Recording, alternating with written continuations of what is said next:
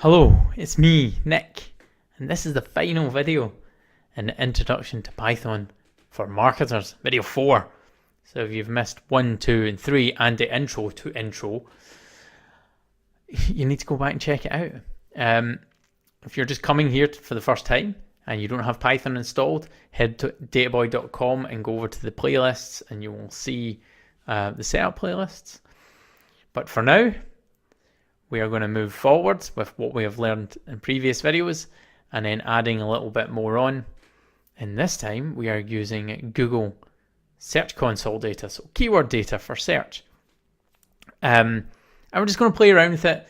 Like, honestly, there's probably not much to be learned from this tutorial from a marketing data analysis point of view, but the goal is to learn how to use Python for your daily job, and you will be using Search Console data if you're a search marketer.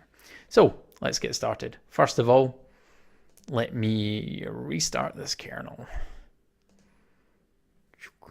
There we go. Everything started from scratch. So, as usual, we import Pandas.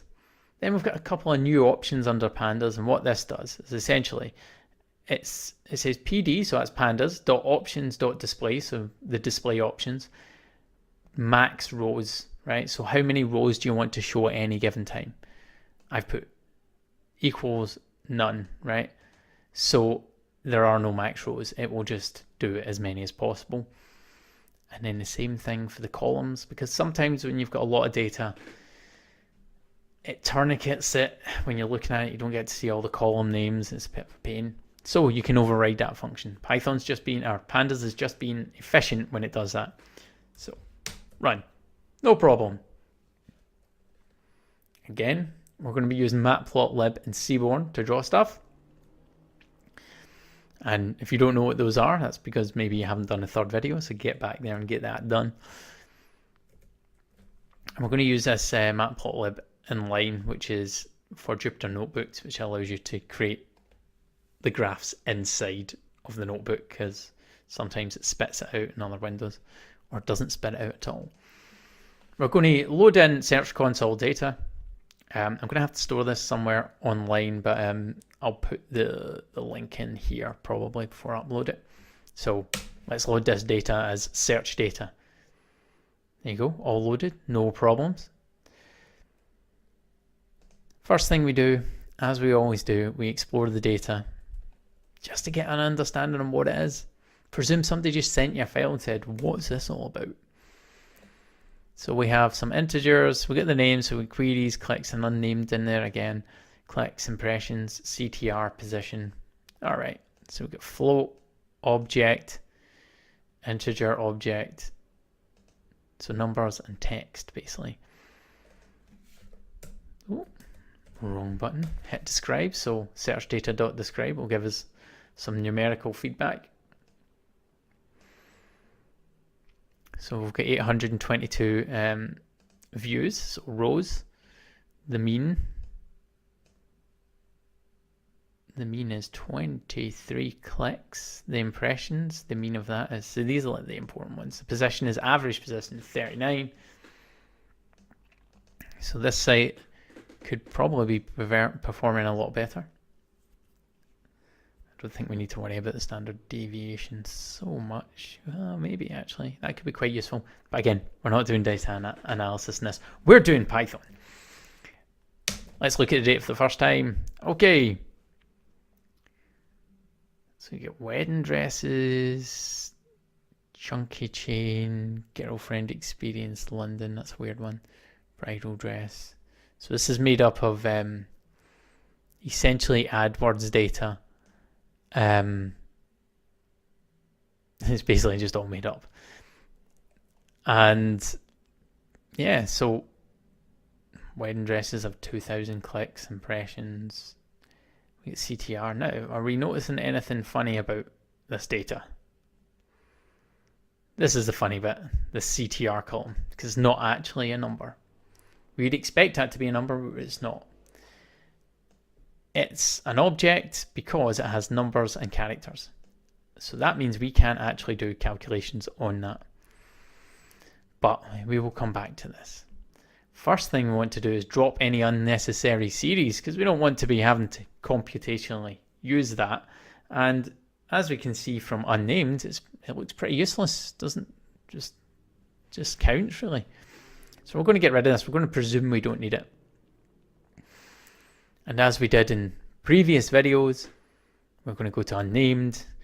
We're going to do search data.drop, and then give it the column name that we want to drop, axis 1, the column, and then in place true, so overwrites the data frame. And then just do that. Simplified our data.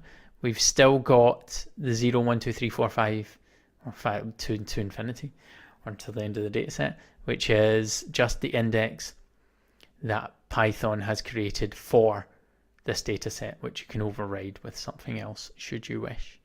So want to deal with unwanted characters. In this case, our unwanted character is a percentage. We don't want to get rid of the number, but there's two ways of dealing with this. The simplest way is just to overwrite the CTR column with a calculation that basically divides clicks by search data. And Pandas has a nice little divide function. So it is search data.ctr, so this here, dot notation. Well, we'll explain that some other time. But dot notation is a thing, and it's why I prefer not to have dots in my column names. Equals round, so I wanted to round it to the nearest 2 decimal points. So clicks divided by search data.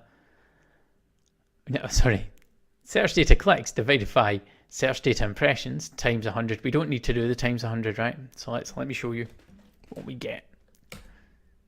There's the head. We get that, okay? But we want a percentage. So we times it by 100, and there we go. Matches that perfectly right there. Okay, so next thing. I think in this case, setting the index for like setting queries as index is probably the right thing to do, because we want to kind of keep all our data in line with those keywords. So another way to set the index is not just loading it in at the beginning when we import the data into Pandas, but also using search data dot and then set index, then the column name, and then in place again. You see how often in place comes up. No errors, that's good. Sometimes we get errors. And now we want to sort. So we want to see what keyword is driving the most traffic. Okay, so that's search data dot sort underscore values, and then by equals, and then the brackets, like the column name by clicks, and then in place. So it just overwrites everything. And if we want to quickly look at that, set this big microphone in my eyes, just to quickly show you. Ooh, so sorted the clicks by worst performing. That's okay. That's cool. We can see the ones that don't work for us. Let me just dump this. Okay, so we're just going to do some charts. So we've sorted everything now. But let's draw some charts, because that stuff's more useful potentially when we're looking for patterns. So we are going to use, actually going to use Pandas charting tool, just for ease of use. So you can do some limited charting on using Pandas that has some stuff built in, which is built on top of Matplotlib, I presume. So let's draw a scatter graph between impressions and positions. And fig size for you guys is just the size of the chart. So we'll see how big it is. Okay, so that's a fig size of 20 by 10. So I don't know. I don't really see anything going on there. It's like positions, the higher you go up, impressions. Nothing totally useful there. Again, we're not doing data analysis, so I shouldn't look at it too much. Next thing we're going to do is we're going to plot a scatter graph with clicks and positions and see if that shows us anything else. Nope, just more streaky lines, really. Now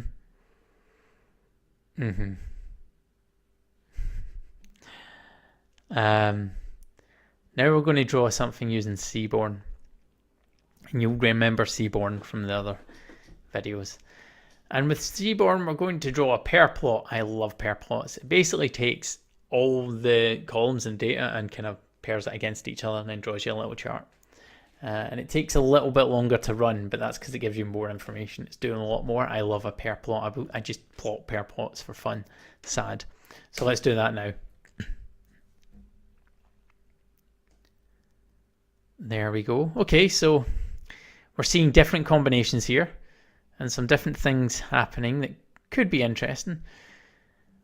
But yeah, nothing really stands out because we're just seeing one solid color really. So we can't tell if something's clustered in one label with like one like maybe high clicks, impressions or whatever. Like basically we're seeing all of our data in one color. So we don't know if there's grouping somewhere or another, like maybe there's a line going this way or a cluster here in the middle.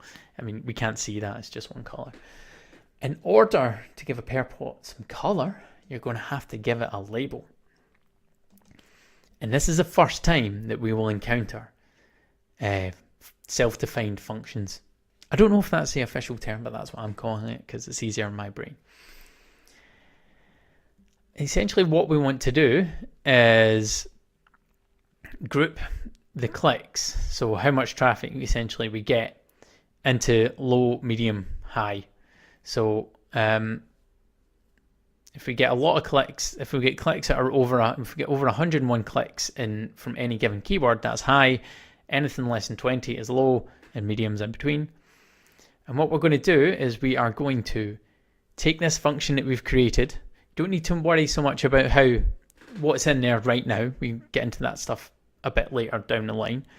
I always find functions in Lambda and stuff like that, all these self-defined functions, always really tricky in my head. I think it's the hardest part so far. So we created this. We're going to go that runs, so that it means it's not broken. And we're going to create a new column. And the new column is basically we're going to take this new function and apply it to all the click data, and then it's going to label the click data in the new column low, medium, high. And we do this by saying create a new column, so just search data, then square bracket the name of the column, then equals search data.clicks, so the data from the search column, and we want to apply this function to that. So this is the name of that function. So we're going to apply this function to here. Hopefully we won't get an error. Nope, did that quite quickly. It's not a lot of data. And then we're going to look at the head so you can understand what we're doing. There you go. So a lot of lows there because we sorted the data from 0 to top. Quickly have a look. Actually, let's just look at the whole lot. We can scroll through if we take head off, then medium, high. So we've got a range. That's great. Go back to head. Now we want to run the pair plot again. And this will take quite a bit longer. So bear with us. And what we've done is we're given a new hue, and the hue is basically the label. So the hue is going to be determined by the tier. So we should end up with a couple of colors. Let's run this and see. Oh, there we go. There you go. Tier. This is the legend. Low, medium, high. Let me just go back. So the high ones are the pinks. Now there are some clusters in there. Position and click-through rate, bit of clustering in there. Clicks and position. Yeah, okay, clicks and position. So this is kind of what we would expect. It's a very limited amount of data. Maybe if we group the data into sort of, we saw some wedding stuff, maybe there's a lot of wedding keywords that would have a slightly different per plot breakdown. But essentially you would need to, in order to see the clusters, you need to label the data, and you label the data by creating a defined function, a self-defined function, unless you already have a label, and then you can use that label in the hue feature. So again, you can see why I love pair plots. They are really, really nice looking. We're just going to do just one final look at the data. Is there a correlation between any of the data? Obviously, we're not going to fully answer this with such a small data set, but go back to just doing the simple stuff again in data analysis and going over some of the charts that we've already created before. So we go search core, we create a new variable, and that is search data.core, then parenthesis, I think. Need to check what that's actually called. So if we run that, no errors. Great, looks like it's worked. Let's look at it. There's a new variable that's been created, the new frame, and it's 111. That's just like what you would expect. Now we're going to draw it in the same way that we drew the Facebook data. So we're going to give it a different color map though, if you remember CMap. So we can set the variable for CMap here. We're going to give it a dark palette using purples, because I like purples. There we go. This is the figure size. So what are the features of the figure? And we're just giving it the size. And then draw the heat map. So search core, line width, the color map equals here. That's what that's referring to. The max and the min being -1 and +1, and the X ticks rotations, which we saw in the Facebook scatter plot data. So they're going to be angled at a different position. Let's run this. There you go. There's our ones. So our positively 100% correlated. So not related at all. These are negatively correlated. And the interesting parts are probably these kind of, not these ones, the slightly different, darker. Basically, this is impossible to read. I would use a dark purple palette in the future if I had 40 or 50 things to correlate, because I'm sure the variation is different and you can spot them. But in this case, that's just to show you that you can draw a heat map, not just using the colors we used before, but using other colors.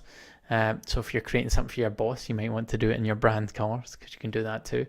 Yeah, so that's us at the end of the 4th video for an intro to Python for marketers. Hopefully you found it useful. I'd like to do data analysis, more workbooks that are drilling into the data analysis with Python and specific use cases, like kind of what we're doing here, using marketing data and how would we chop it and how would we use it. That'll take a bit more planning. Hopefully you're interested. In order to hear more, you can either follow me on Twitter or subscribe and hit the bell as well, or you don't get the notifications. If there's anything in these series that you want to query, just go to the individual videos and query the specific thing in that for that video, or any other feedback, Twitter or in any of the comments section. So thanks for watching. Again, hopefully it'll be useful. This is a community thing, so feedback and we'll make the next round better. All right, see you later. Ciao.